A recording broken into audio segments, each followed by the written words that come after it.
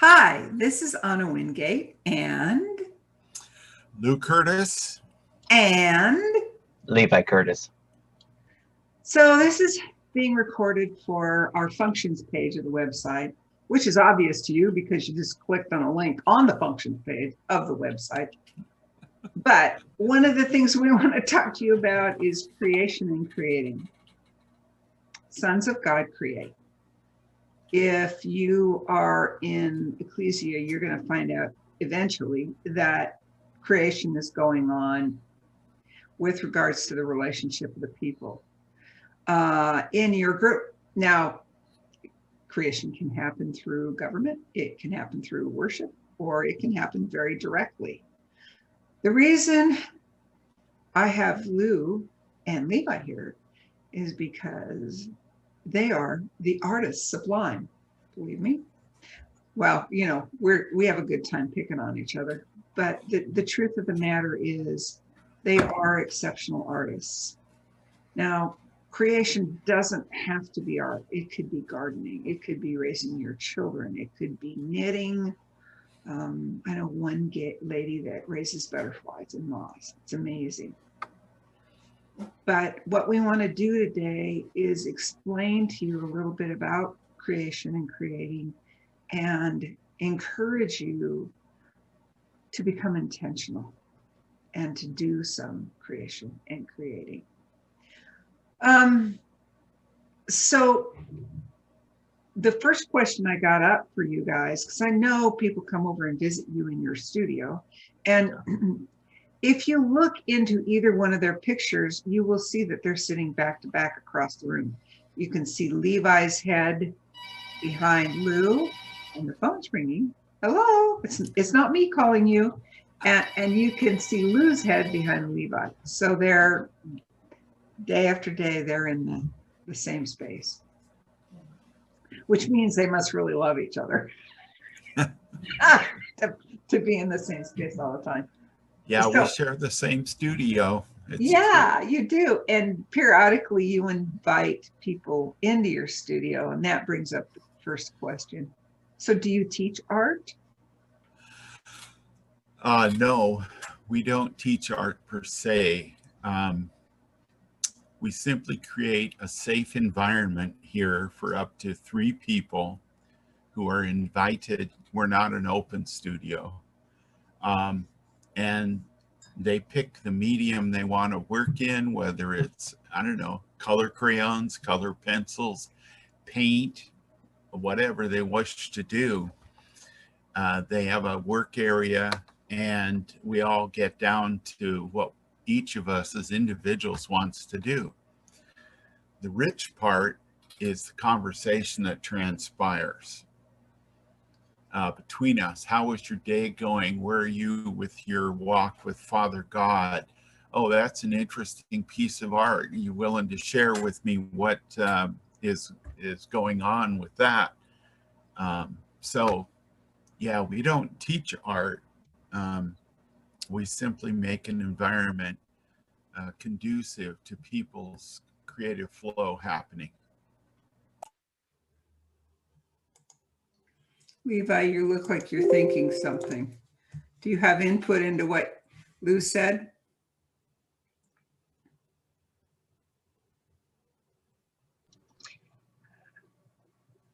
No? Okay. Just the fundamental of creativity is to create something it can't be taught.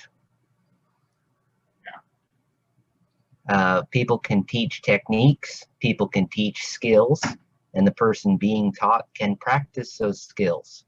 But those skills themselves don't create anything. Creativity comes from something else entirely, a relation or a... Never looked at that before. Something about a person being a human, but it can't be taught to someone. How do you create is not a viable question. So, as Mr. Lou was saying, when we do have friends over here, we just give them places where they can create. We do not teach them how to create. We don't tell them what to create. And we all have a much better time for that, I think. The core of the matter, it seems to me, is why? Why would a person create what they create? There's an ethnologist or an anthropologist at UW named Ellen Desanayaki, and she wrote this really cool book about the creativity of human beings, and she's indicating that it's the roots of it are genetic or evolutionary. I think what happens is someone ought to ask, how come people put their hands on cave walls at Lascaux in France and blue ochre? How come somebody, some unbelievably awesome artist, saw bison that day, came back and drew awesome bison? Nobody went to school, nobody learned technique. All of that came from somewhere inside. And that's the kind of thing that we deal with ourselves and with our friends who come visit. So some of the things you're saying, you made the comment about safe environment. Are you saying that in order to create like the example you just mentioned of the cave and the blue ochre and the bison, it's best to have a safe environment? And if that be the case, how do you develop a safe environment?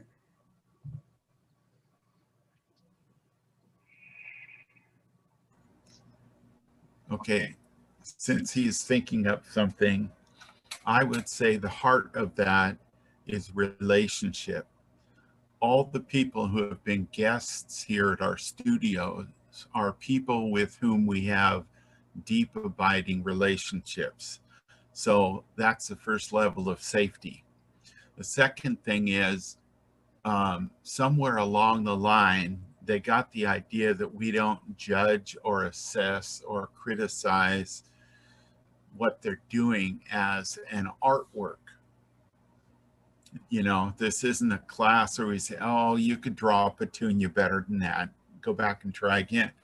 That isn't it. What we're seeing from these people is something deeply personal, something spiritual that's coming out usually on paper. And I think it's the relationship, though, at the beginning, which gives them that feeling of safety. Plus, we say it, we mention it. Hey, you're safe here, you know? And they've all said, yeah, we feel safe. That's my part. Levi's probably got something else to add. He looks like he's still thinking. I'm going to throw something in while he's thinking. Well, if I may. Oh, okay. I'll Creation uses your whole being. Creation is well and truly beyond all the things this world is preoccupied with. If a person has their creation dictated to them, it is one of the worst offenses of violation that a person can suffer. And oftentimes, because it is culturally acceptable, most people don't realize they're doing it to others, and most people don't realize they're suffering it. A lot of people spend their lives thinking creativity is becoming acceptable by the masses, and that is often evaluated by how much money will someone pay for something you have created, and how many critics will say lots of very nice words about anything you have created. Creation goes much deeper than something so merely materialistic and shallow. It starts questioning a person's validity for existence. The act of creation does that. It starts questioning what reality is, because as soon as you create something that has nothing to do with a market or a monetary evaluation, it starts calling into question all the times that we do preoccupy ourselves with a market and a monetary evaluation, or a kind of critique where only trained specialists of the field can dictate what is and is not acceptable according to how well the new creation holds up to what other people a long time ago did. I'm very grateful for schools of technique, such as the kinds of paintings you'll find in Italy, the culture and the statuary you find in France. But those were one-time creations by people who did their whole being at that time, and I am me now in this time. And so to create is to put yourself literally into the world on paper, on metal, on stone. And if you are not safe, you may as well not suffer that vulnerability and that danger, because you're either going to create something beautiful and be happy with it in and of itself, or you're going to create something and hope to God that someone else validates it, because whether or not you realize you've done this, you yourself are what is being evaluated. And that isn't just that I made it, it's that out of me came the creation. Creation happening with your whole being, therefore, is a matter of love. Because of the relation the artist has with the created, it is most similar to a child. You have birthed a child, you have not predicted but envisioned a beautiful life for that child. You have gone through the toil and the suffering of the whole creative process, and that needs a very safe environment where somebody isn't going to rip you up one side and down the other. That's about where my thought process ends. And I'd just like to add one thought to that. Earlier this year, in one of our discussions, Levi made he made mention of the idea to make art is to do spiritual work. I'm reading it off my whiteboard. To make art is to do spiritual work. And whether that is deliberately, mindfully spiritual, or whether you don't know it, to make art is spiritual work. And we find that one of the aspects of feeling safe is that, as Levi is suggesting, they're not going to get stumped, thumped, and criticized. We let their spirit freely express itself in whatever way it wants to.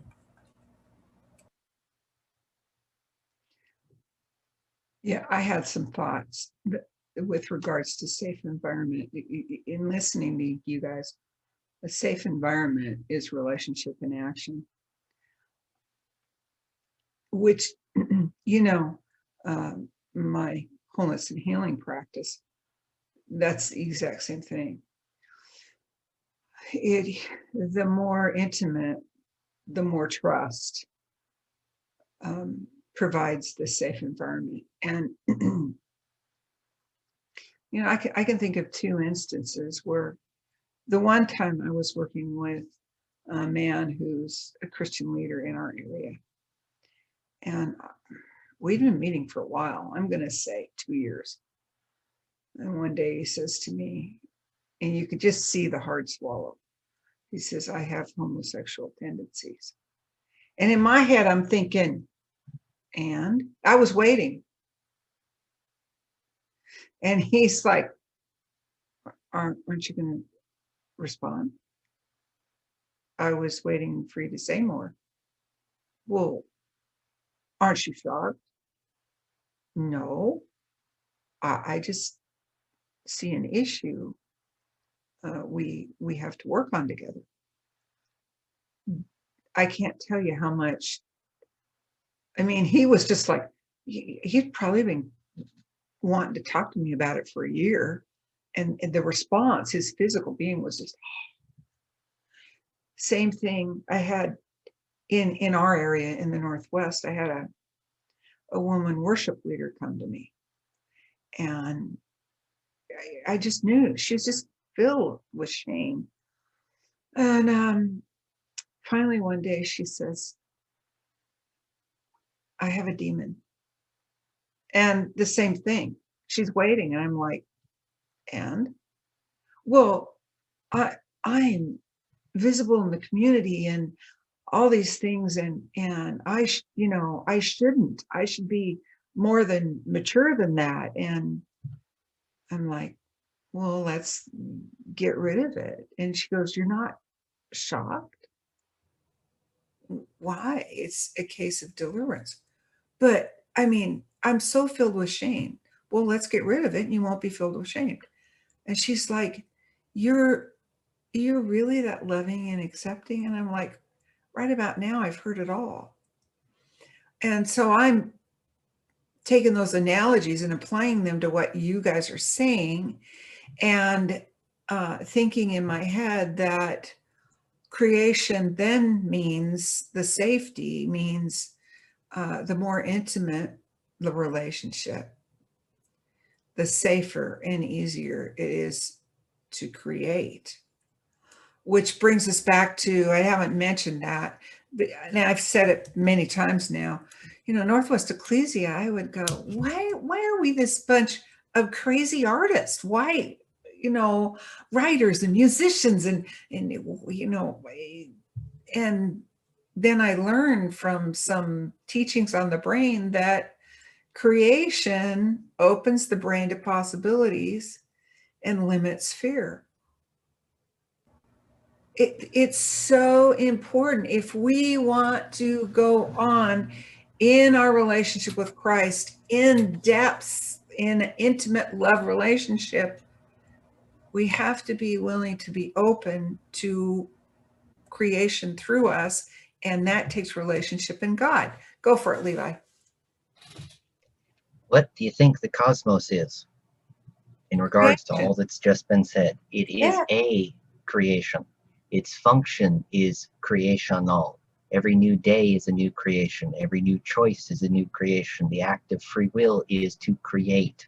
Love necessitates creation. You cannot love a puppet or a mask. You cannot love a thing that you're lying to about it not being its own thing and having its own choice to be in that relation.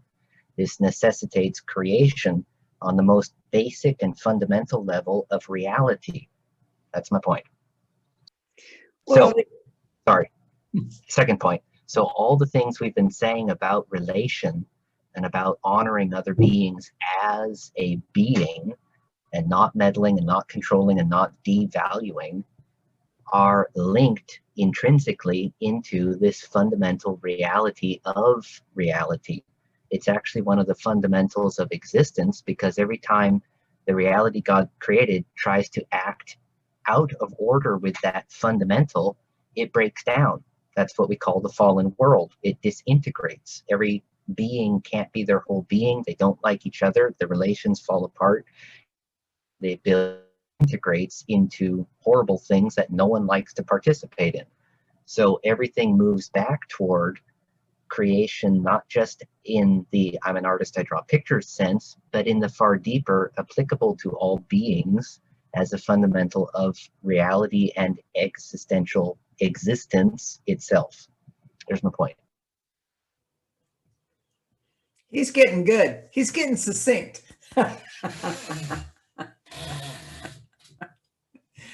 So to create, it takes safety, it takes relationship. And in that comes up. You have to be wanted. Every child wants to be wanted. And that applies to creations as well. So he's right where I was going. A piece of art asks to be born, which if you accept that challenge, then it means you are the one that has adopted and wanted it, right? Yeah. Yeah, we see a piece of art as sentient, actually. I know that might be too mystical and weird for some people, but we do. And in that way, there's a living relationship with the art, with whatever you're making. No, we don't sit down necessarily and plan the composition out and do a lot of pre-drawings. When we go at a piece of art, I find, for me anyway, I'm in conversation with Father God because it's an act of meditation. It's an act of prayer. It's an act of relationship with Father God. And it doesn't matter what I'm making. I'm a visual artist, just for your audience to know. It doesn't matter what I'm drawing or painting, whether it's an apple or a rosebud or even something incredibly abstract. There's a relationship there. The art is not just about me. The art is about, and I say this a lot, the art is about my relationship with Father God. It's a manifestation of that relationship.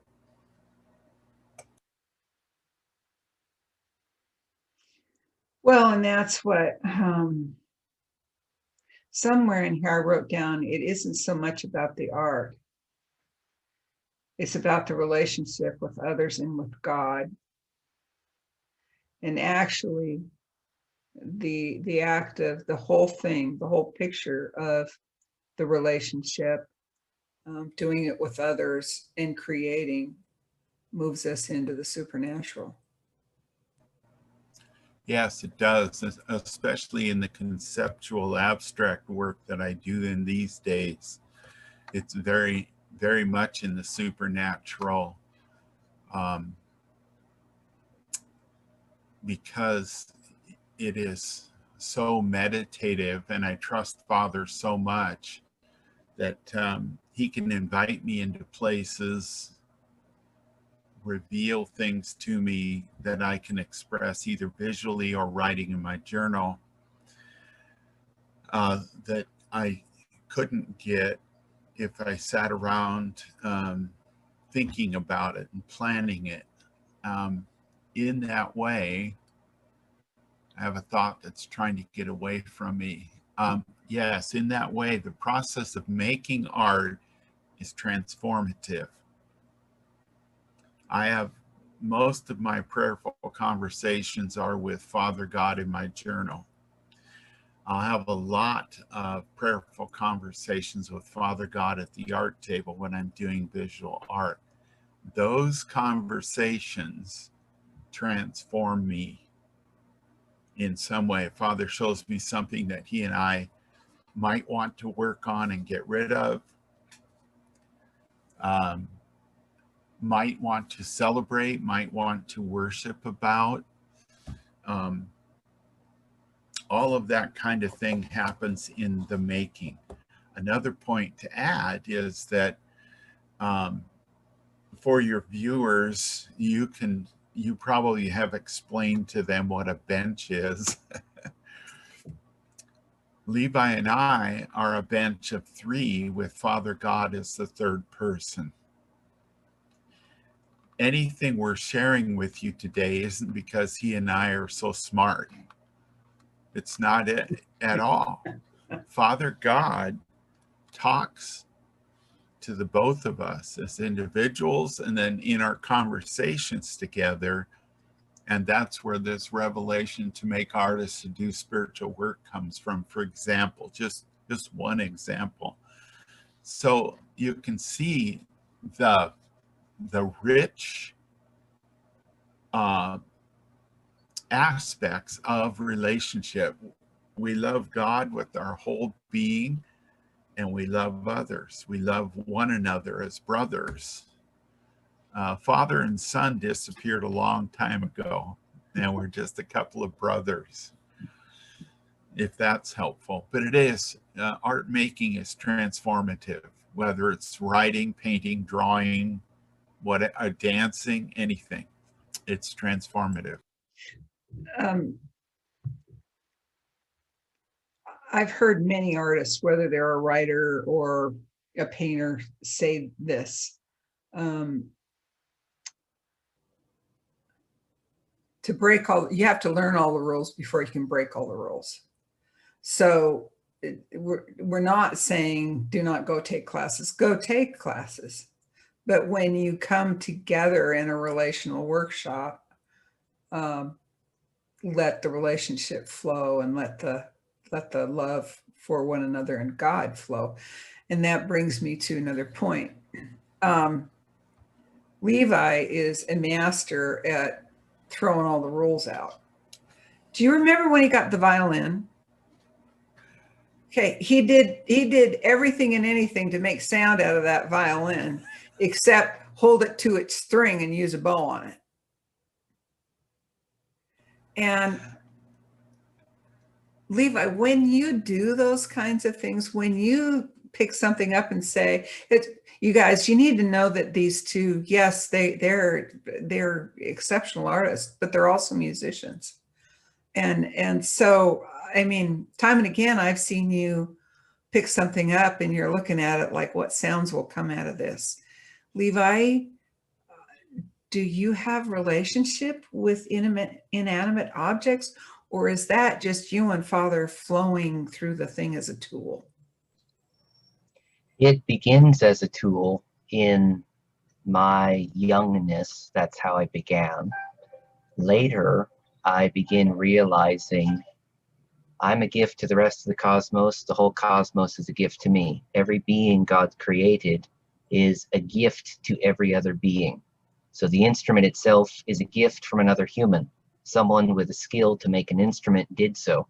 And then someone with the money to do so purchased it for me and gave it to me. And then someone a long time ago invented that instrument, and someone else invented all the different pieces that come together to form that instrument. That's a whole collection of people who have gifted me this thing. What I do with it is my business, and more to the point, backtracking slightly, the most you'll get out of classes is exercising your skills and wondrous conversation on how to improve skills. Please do not mistake skills for creativity. A very shiny painting can be absolutely lackluster in creativity because the person involved had wonderful skill, but had never nurtured their own individual self and what they wanted to say with those skills. Jumping forward, when I picked up the violin, I was partly being lazy. It is really difficult to learn and practice the skill of playing a violin. But also partly, I'm more a drummer. I like the rhythms, I like the movement, I like the ideas. And when I start drumming on a violin, all the different silly sounds I can make come out of it were more interesting to me than how to formally and properly play a violin, not to disagree with those who put in the years of practice to do it exquisitely.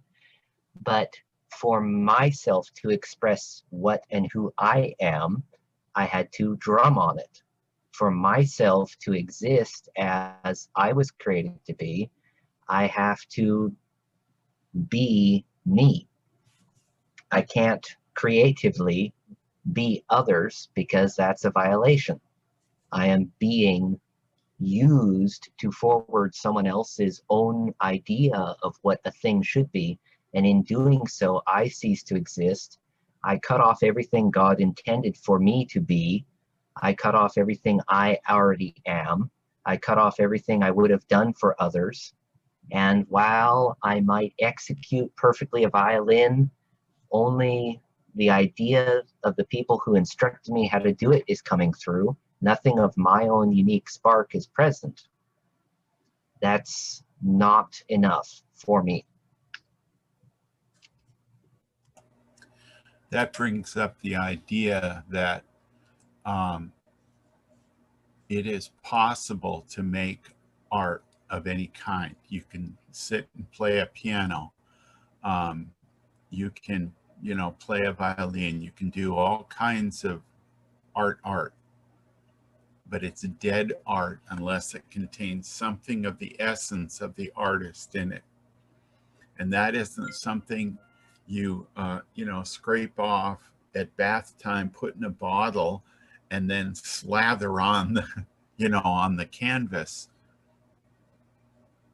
There is a difference between, as Levi has said, there's a difference between making art, whether it's a performance or visual or film or anything, that is technically perfect, versus the reality of the messy, the spontaneous, the really true expression of ourselves. That's what imbues the art with something of the artist, and that's what brings it to life. An example, and this isn't putting it down at all, but I look at a lot of iconography, and what I see is beauty in technique. There's no presence there of whoever is being depicted, you know, the saint or Mother Mary or whatever. There's nothing there. Doing icons is it's a very structural, very rigorous kind of visual art, and it's gorgeous. But I don't sense any life in it, either of the artist or of the person who is depicted. And that's the difference I'm making. People who are safe and who are free and who are given permission, when they do something, when they make a piece of art, especially visual art, because we all learned that we were creative when we were little kids and we would draw. People who can do that are flowing in terms of adding an ingredient or a layer of themselves. I see that as that's what self-expression is. It's truly an expression of a person's self. And to quickly add in, I think excellence is a thing pursued for the love of it, and for the love of this thing that's beyond myself, rather than excellence being a goal that I have to achieve because I'm simply not good enough. I'm all for practicing your skills. I am particularly lazy. I do not practice mine. I tend to improve because I have more things to do. So I am a hands-on, on-the-job type of learner. That's just my preference. But to pursue improvement and to pursue excellence and to denote the value of what you're doing, that has to come out of being in love with this other being that you are creating. A lot of people have a lot of different ways of getting something close to that, and a lot of people have varying levels of success with their different ways. But if you're not in love with who you're creating, if you don't love them, bless them, and see them as in and of themselves a beautiful being, there's going to be something missing from yourself and them that cannot be substituted. And it'll be fine until you run into someone who is loving their art, and then you're going to see it, and then it's going to ruin you because you'll think, why is mine not good enough? So skill and meaning, and I don't mean meaning as in a bunch of intellectual facts or hidden symbolic representation or whatever you could write long paragraphs of analysis on. I mean meaning as in there's something lifelike there. There's some light of life in whatever the art piece is. Skill and life meaning are not mutually exclusive, but people often choose one or the other. And they really can have both, but I think following the life to love it will bring skill along with it easier. Yeah. That's just my personal take on it. I agree 100%, and I learn the same way. I am what the world would call self-taught.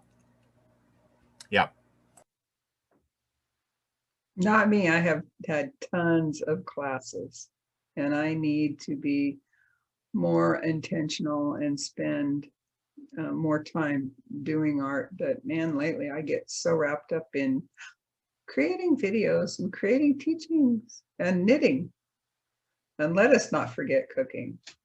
There's nothing like the investigation of creating recipes. But on the thing about sincerity, I like many forms of art. I like many different styles,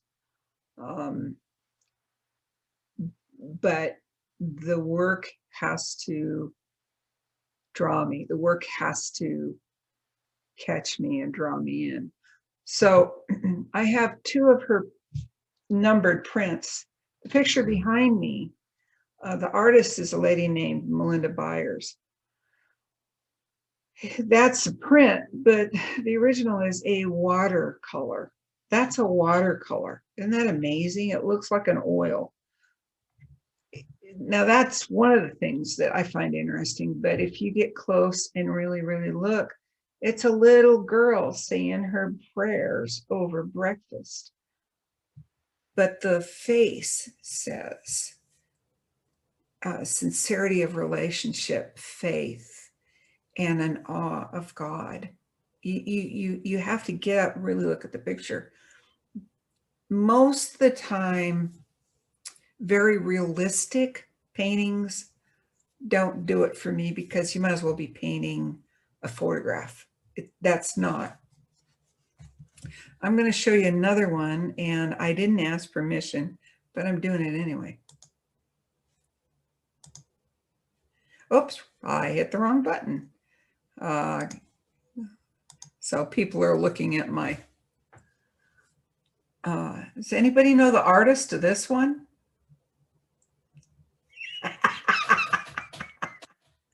This was done in February or March at my house with Lou and Levi around the dining room table, and Levi was messing around with my tablet, because you can use the pens and things on mine.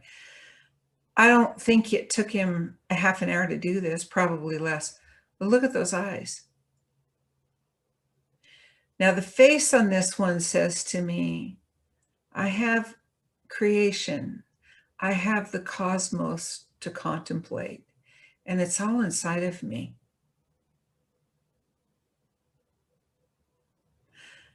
To be free, to find the unmeasurable expanses, I need to go inside of myself. And that leads back to me to things like Teresa of Avila. If you read her biography, it's called The Interior Castle, because her way into God was from within. And I've had people, you guys talk about being the urban monastic, and I've had people say to me, oh, that would be, they go down to the studio in their house every day. That would be prison for me. And I'm like, you don't understand. That is freedom. That is being released into creation for them. Full disclosure, I do waste my time sometimes. I like video games and books. I'm not always making art. I'm not necessarily very disciplined or studious, but in the excessive leeway of that environment and that space, I find from my long story that I'm not going to bore you with, it gives me what I need to have the room and the confidence to carry out with some of the very quiet voices of the art that shows up for me. And it's not so much a scroll shows up with a blueprint and everything I'm supposed to do, as something will pique my interest, or something is bothering me, or something needs to be done. And I will move over and go from one various, I've got a wall over there with paper I can put up and paints I can use. I've got books with colors and pens and other things here. I've got all kinds of available opportunities. Something will be the right instrument for expressing whatever is not coming out, but needs to get out. And I'll put it out and I'll say, okay, now we're done. And I'll get back to wasting my time. And then dear friends like Mr. Lou come across and say, this is amazing. Do you see what this is saying to me? And all these amazing things. And I'll say something to the effect of, okay, I didn't know that. It just needed to come out and it came out. And now I'm back to wasting my time. So there is leeway. I'm not pretending to be excessively disciplined here. I just want to make that obvious, full disclosure. But in that leeway, I find enough quiet that I can get up when I want to, and I can sit down when I want to. And that helps immensely. Mm-hmm. Well, gentlemen, I think we need to wrap it up. I don't want any of these Ecclesia function videos to be too long, or the web designer may shoot me. No, anyway, we encourage you. We were talking before we recorded the video. We encourage you to consider a retreat or a workshop with 2 or 3 friends, and you don't all have to be doing the same thing. One of you can be knitting, one of you can be drawing, one of you can be writing, but it's in relationship with others and with God that we create best. Gentlemen, is there anything you'd like to say before we end the video? Call it hanging out with friends. That sets the tone much better than a workshop or a retreat. Okay, go hang out, make it a point of hanging out with your friends. Be intentional. Yeah. And bring a few simple art supplies. If you wonder what to bring, just go online and look up art journaling, and they'll show you. A lot of times people have a little book with the stuff that he's showing. It's a zip folder. Simple. Yeah. And have fun. This is not work. This is fun. It's spiritual work, but it's fun. Thank you, you guys. And we'll call her good with that.